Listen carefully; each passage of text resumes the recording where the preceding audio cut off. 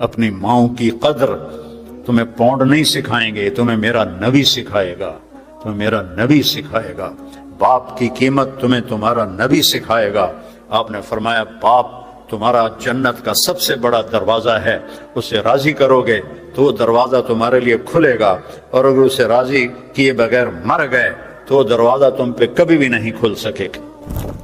I T نہیں سمجھائے گی ماں باپ کیا ہوتے ہیں، میرا نبی سمجھا رہا ہے ماں باپ کیا ہوتے ہیں، میرا نبی سمجھا رہا ہے کہ بیوی کا مقام کیا ہے۔ میرے نبی نے فرمایا کہ سب سے بہترین مسلمان وہ ہے جو بیوی کے ساتھ اچھا سلوک کرتا ہے، اور آپ نے فرمایا میرا سلوک سب سے اچھا ہے اپنی بیویوں کے ساتھ، اور اظہار محبت کا حکم دیا کہ اپنی بیویوں سے محبت کا اظہار کرو، اور بیویاں اپنے خامن سے محبت کا اظہار کریں، ایک تپ جائے تو دوسرا برداشت کرے، دوسرا تپ جائے تو پہلا برداشت کرے، اس سے گھروں میں خوبصورتی آتی ہے۔ پیسوں سے گاڑیوں سے گھر میں خوبصورتی نہیں آتی۔ اب اگر آپ اپنی زندگیوں میں سکھ چاہتے ہو تو نبی والی زندگی لاؤ۔ یاد رکھو پیسوں سے گھر آباد نہیں ہوتے، پیسوں سے گھروں میں محبتیں نہیں آتی۔ میرے نبی والے اخلاق ہیں، میرے نبی والے رویے ہیں، میرے نبی والی تعلیم ہے جو انہوں نے سکھائی، جو انہوں نے بتائی۔ ماں کا درجہ بتایا، یہاں تو ماؤں کو کوئی پوچھتا کوئی نہیں، اسے سک رہے ہوتے ہیں، باپ کو کوئی پوچھتا کوئی نہیں، جس نے پہلے آ کے یہاں ان کی بنیاد رکھی، اور ایک ایک کمرے میں 14 آدمیوں نے رہ کر یہاں بنیاد بنائی۔ آج وہ بوڑھا ہے اور اسے سک رہا ہے۔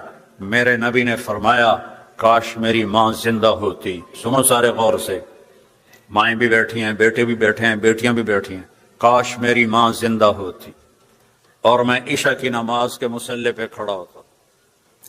عشاء کی نماز مسجد میں باجماعت، گھر میں نہیں، مسجد میں باجماعت، اور سورۃ فاتحہ شروع کر چکا ہوتا، الحمدللہ رب العالمین شروع کر چکا ہوتا، تو میرے گھر سے آواز آتی محمد، تو میں نماز توڑ کے کہتا اماں جی میں حاضر۔ سبحان اللہ، میں حاضر، جاب جاب جاب، ٹائم کوئی نہیں، ٹائم کوئی نہیں، ٹائم کوئی نہیں۔ یہ ماں کا مقام بتایا۔ آپ جنت میں گئے تو آپ کو قرآن کی تلاوت سنائی دی۔ آپ نے فرمایا یہ کس کی تلاوت ہے؟ کہا جی نعمان بن حارثہ۔ تو اللہ کے نبی حیران ہوئے کہ نعمان بن حارثہ تو جیندہ بیٹھا ہے، مدینے بیٹھا ہے، تو جنت جلدی آواز کیوں جا رہی؟ یہ ہوا کے ذریعے سے آواز ٹریول کر رہی ہے۔ اگر ہوا کو نکال دیں تو یہاں 10 سپیکر لگاؤ، آواز نہیں جائے گی۔ تو 500 کلومیٹر کا غلاف ہے ہوا کا، اس کے اوپر ہوا نہیں ہے تو آواز بھی نہیں ہے، وزن بھی نہیں ہے، تو 7 آسمانوں کو چیر کر ایک آدمی کی تلاوت جنت میں سنائی جا رہی ہے۔ تو اپ نے پوچھا یہ اس کی کیا وجہ ہے؟ کہا جی ماں کی خدمت، ماں کی خدمت۔ ماں کی خدمت کیسی کرتے تھے؟ اپنی ماں کے لیے سالن خود بناتے تھے، آٹا گوندتے تھے، روٹی پکاتے تھے، اور سالن اور روٹی اٹھا کے ماں کے سامنے رکھتے تھے۔ وہ خود نہیں کھاتی تھی، اس کو لقمے بنا کے کھلاتے تھے، لقمے بنا کے کھلاتے تھے، اور اس کے کپڑے خود دھوتے تھے، اس کے سر میں تیل خود لگاتے تھے، اس کی جوئیں نکالتے تھے، ان کی کنگھی کرتے تھے۔ تو اللہ نے یہ مقام دیا کہ جنت میں ان کی آواز گونج رہی ہے۔ اپنی ماؤں کی قدر تمہیں پونڈ نہیں سکھائیں گے، تمہیں میرا نبی سکھائے گا، تمہیں میرا نبی سکھائے گا۔ باپ کی قیمت تمہیں تمہارا نبی سکھائے گا۔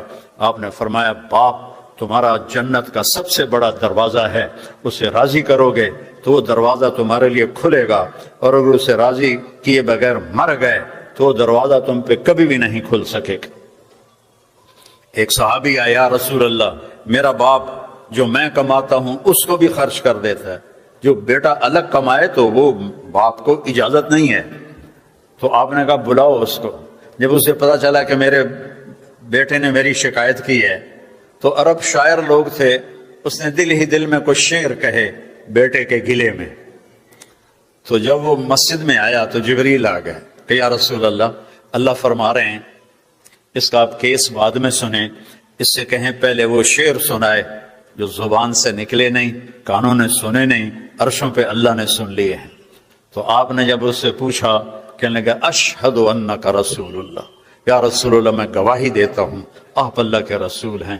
اللہ کی قسم کچھ دکھ بھرے جذبات نے الفاظ کا روپ دھارا، لیکن وہ میری زبان پہ نہیں آئے، میرے دل میں آئے اور آ کے گزر گئے۔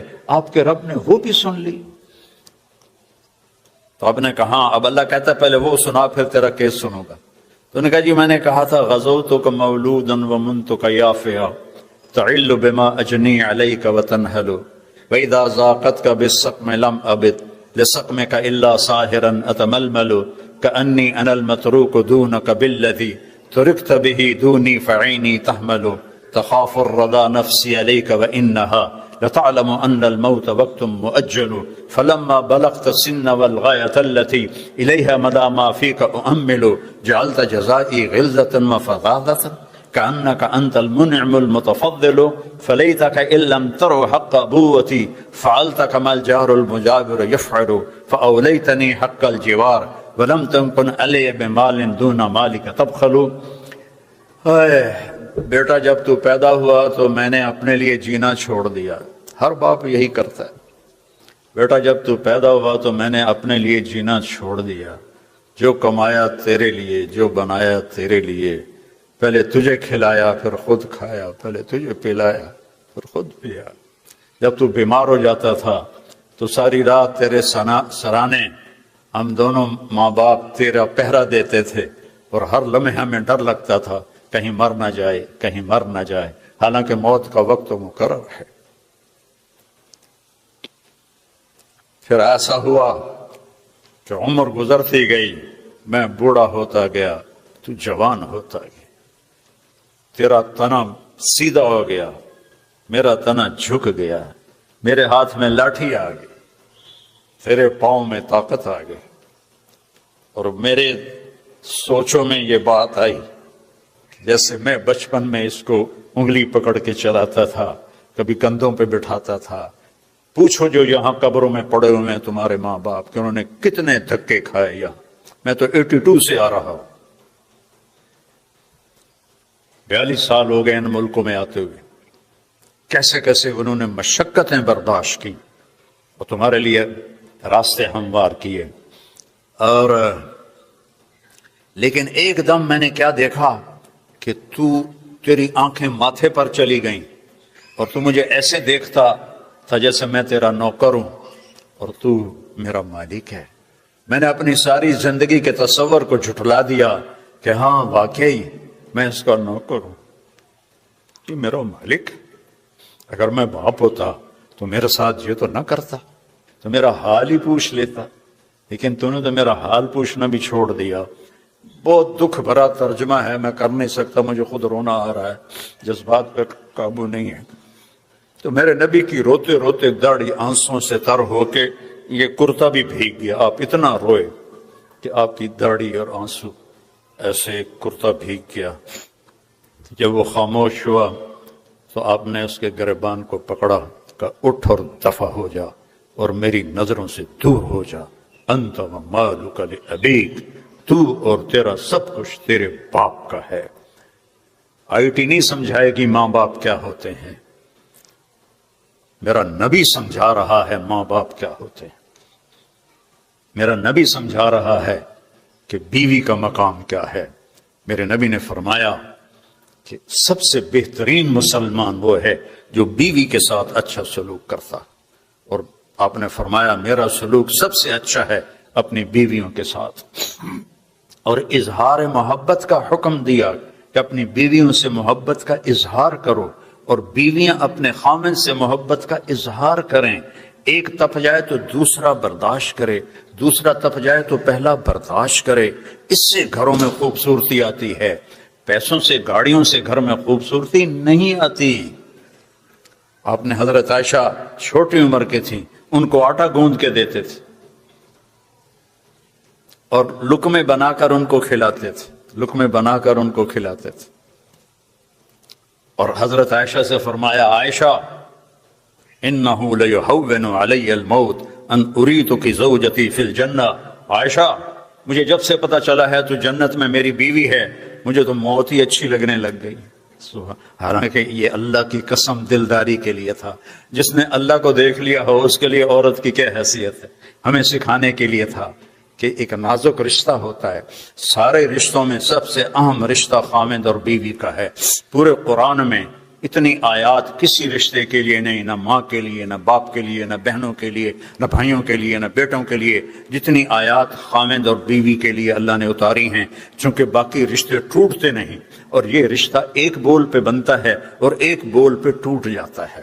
اور اللہ تعالیٰ دیکھو، حلال جو ہوتا ہے وہ تو کبھی بھی ناپسندیدہ نہیں ہوتا، حرام ناپسندیدہ ہوتا ہے. لیکن میں نبی کے بول پہ قربان جاؤں کہ آپ نے فرمایا کہ اللہ کو سب سے بدترین حلال، سب سے بدترین حلال، سب سے خبیث حلال طلاق ہے.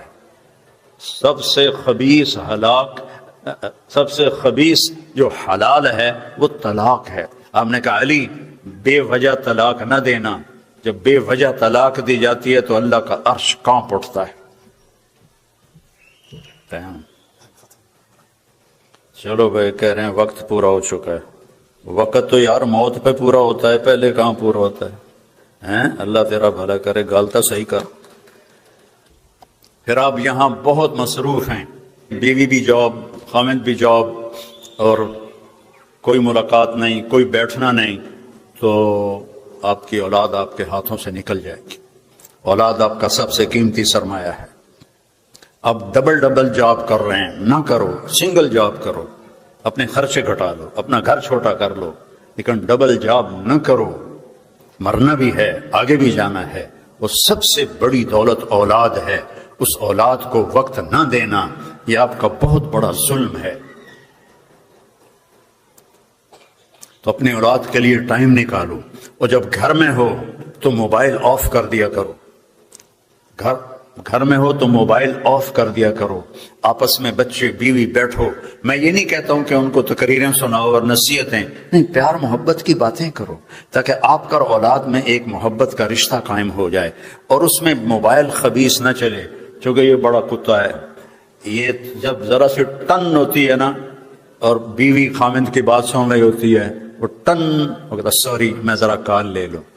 وہ تیری سوری اس پر اثر نہیں کرتی، تیری بے رخی اسے دکھی کرتی ہے. اور جب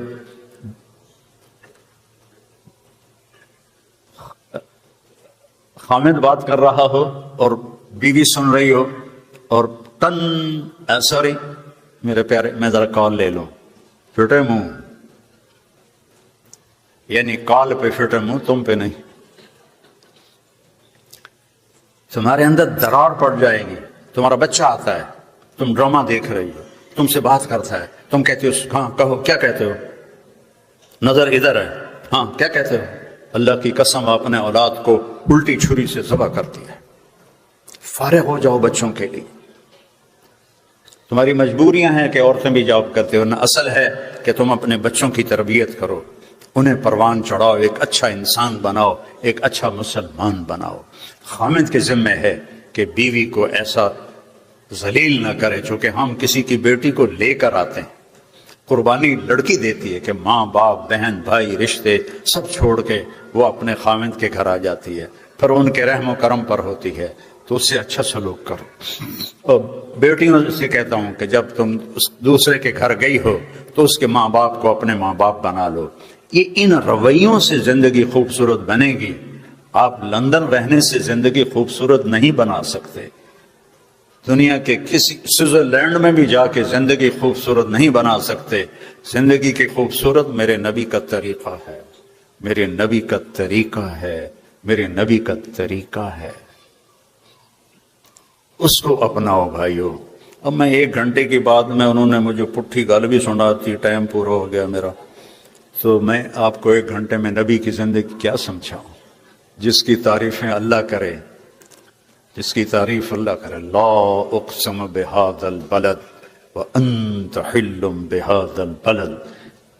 اس کا ایک ترجمہ ہے جو مشہور ہے کہ میں قسم کھاتا ہوں اس شہر کی، اس شہر میں آپ ہیں. لیکن اس کا ایک ترجمہ میں اور کرتا ہوں.